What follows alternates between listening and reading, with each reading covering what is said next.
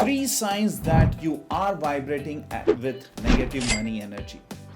You see, the first sign is that you don't know where your money goes.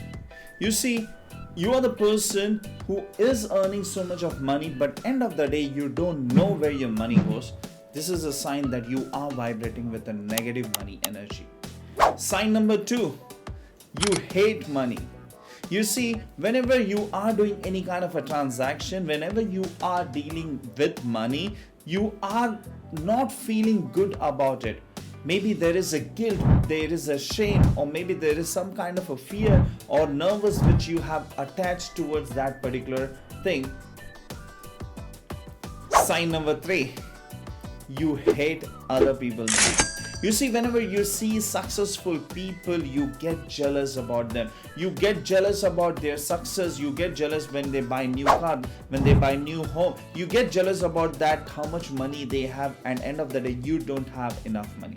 So if you see these 3 signs, that means you are vibrating at negative energy.